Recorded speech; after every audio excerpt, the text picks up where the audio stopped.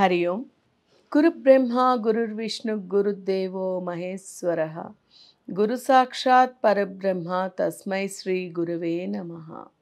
सर्वमंगलमांगल्ये शिवे सर्वार्थसाधिके शरण्ये त्रयंबके देवी नारायणी नमोस्तुते। మనము ఆ యొక్క శక్తి స్వరూపిణి అయినటువంటి ఆ జగన్మాతని గురించి చెప్పుకుంటూ వస్తున్నాం. ఆ జగన్మాత గ్రామములోని కూడా గ్రామ సరిహద్దులలోని ఉండి ఆ గ్రామాన్ని కాపాడుతూ రక్షిస్తూ నడుస్తుంది. మనము ఎన్నో కథనాలు ఎందరెందరో జీవితాలు ఎంతోమందిని చూసాం. స్త్రీగా జన్మించిన వారే స్త్రీ రూపంలో జన్మించిన తర్వాత అమ్మవార్లుగా వారు అక్కడ స్థిరమైపోయి ఉన్నది మనం ఎంతోమందిని విన్నాం. సమ్మక్క సారక్క కావచ్చు, పోలేరమ్మ, అంకాళమ్మ, చౌడేశ్వరి మాత, వాసవాంబికాదేవి, ఇలా ఎందరో ఎన్నో రూపాలలోని ఆ అమ్మవారు కొలువు తీరింది. అంటే ఆ శక్తి స్వరూపిణి గ్రామ రక్షణ కోసము గ్రామ సరిహద్దులలోని ఉండడంతో పాటు తనకి తలంపు సంకల్పం వచ్చిన తర్వాత ఆ తలంపు సంకల్పాన్ని బట్టి ఆవిడ కొంతమందిలో కొన్ని వంశాలని ఉద్ధరించాలి అన్నా, కొన్ని ఇళ్ళని ఉద్ధరించాలి అన్నా ఆ తల్లి ఆ ఇంటిలోని జన్మనెత్తి దేహాన్ని దాల్చి జన్మని ఎత్తి ఆ తల్లి అక్కడ స్థిర నివాసి కొలువు తీరిపై ఉంటుంది. ఉదాహరణకి మనం పెద్దమ్మ తల్లిని చెప్పుకోవచ్చు. అలాగే మనము విశాఖపట్నంలో ఉండేటువంటి మన కనక మహాలక్ష్మీదేవిని చెప్పుకోవచ్చు.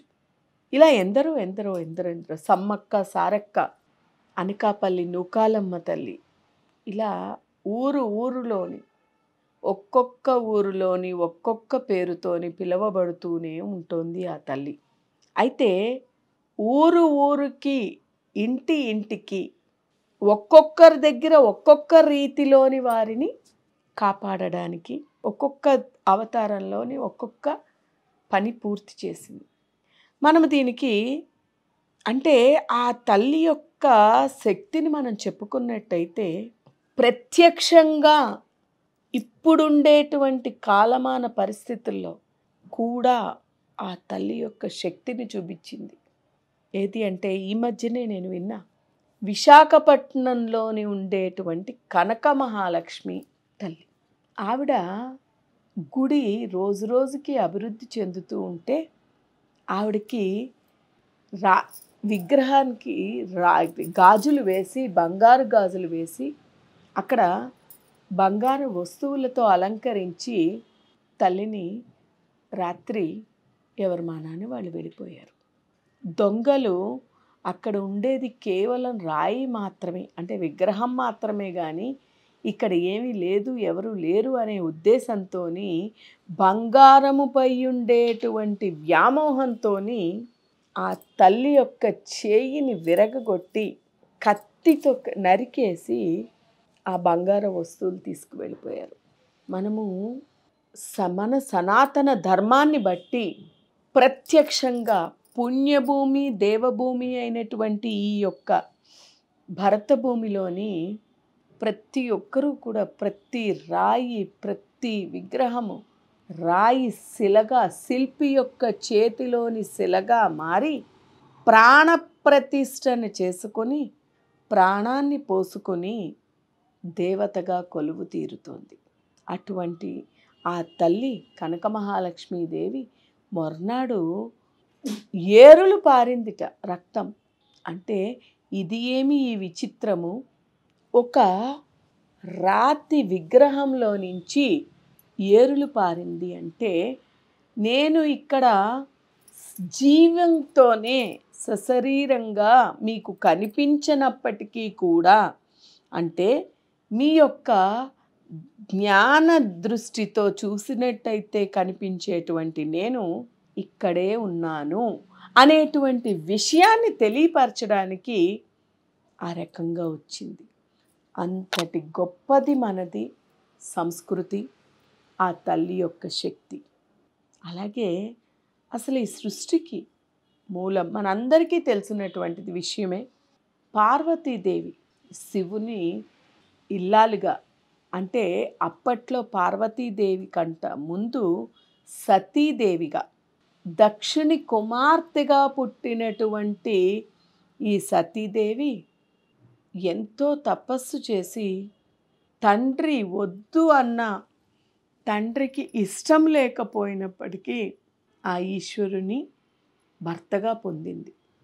ఎంతో కఠోరమైన తపస్సు చేసి తన తండ్రి అయినటువంటి దక్షుడు యజ్ఞం చేస్తున్నాడు అనేటువంటి విషయము ఆ నోట ఈ నోట ఆవిడికి తెలిసింది. ఒకటి దైవ కార్యం, రెండు కన్న తండ్రి కాబట్టి నా తండ్రి చేసేటువంటి యజ్ఞానికి నేను ఎలాగైనా, అంటే అక్కడ యజ్ఞం చూడాలనేటువంటి దానికంట ఆ నెపముతోని తన తల్లిని సోదరులని కలుసుకోవచ్చు అనేటువంటి ఆనందములోని ఎలాగైనా అక్కడికి వెళ్ళాలి అని చెప్పి భర్త అనుమతి కోసం వెళుతుంది. ఈశ్వరుడికి అంతా తెలుసు కాబట్టి అక్కడ జరిగేటువంటి అవమానాన్ని గుర్తుపెట్టుకుని పిలవని పేరంటానికి వెళ్ళవద్దు, నా మాట విను అని చెప్పి సతీదేవికి ఎంత చెప్పినా కూడా భర్తని ఒప్పించి ఎలాగైనా సరే తన సోదరులని తల్లిని కలవాలి అనేటువంటి దాంతో వెళుతుంది ఆ తల్లి. దక్షుడు యజ్ఞానికి వచ్చినటువంటి ఆ కుమార్తెని ఎన్నో రీతిలో అవమానించి ఎన్నో రీతిలో ఇబ్బంది పెట్టాడు.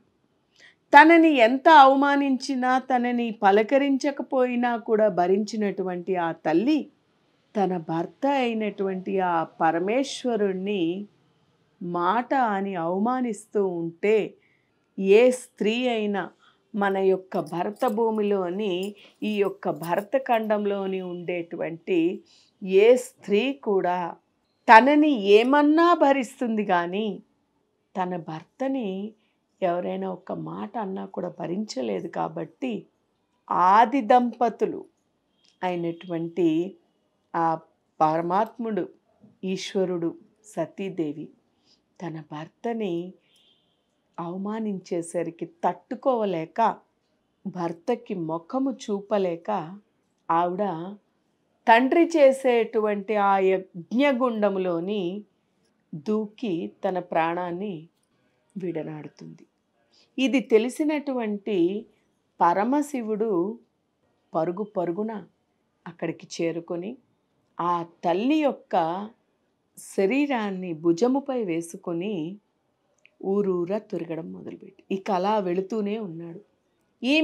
ఈయనని అందులో నుంచి బయటికి తీసుకురాకపోతే చాలా అనర్థాలు జరుగుతాయి అని చెప్పి శ్రీ మహావిష్ణువు ఆ తల్లి యొక్క దేహాన్ని, శరీరాన్ని ముక్కలుగా ఖండించి మొత్తము అన్ని వైపులకి విసిరివేశాడు ఈశ్వరుణ్ణి మామూలు మనిషిని చేయడానికి. ఈ విసిరేసినటువంటి యొక్క రూపాలే శక్తి పీఠాలు, శక్తి స్వరూపాలు. అంటే కేవలము ఒక చిన్న భాగం పడి అక్కడ శక్తిగా ఆవిడ కొలువు తీరింది. అష్టాదశ శక్తి పీఠాలు అంటూ ఉంటారు. అష్టాదశ శక్తి పీఠాలతో పాటు గ్రామంలోని కూడా ఆవిడ కొలువు తీరింది. గ్రామ రక్షణకై కొలువు తీరింది. ఇలా అంతటి శక్తివంతమైనటువంటిది ఆ తల్లి యొక్క, ఆ శక్తి యొక్క ఆరాధన. మనందరము కూడా అదే రీతిలోని ఆ తల్లి ఆరాధనను చేసుకుంటూ, గ్రామ రక్షణ చేస్తూ, గ్రామాలని మనము చేసుకుంటూ మనము నడిపిద్దాం. మనందరము భగవంతుని యొక్క అనుగ్రహాన్ని పొంది మనందరము కూడా ఆ తల్లి యొక్క అనుగ్రహంతో మన జీవితాలకి ఒక సార్థకతని చేకూర్చుకుందాం. హరి ఓం తత్సత్.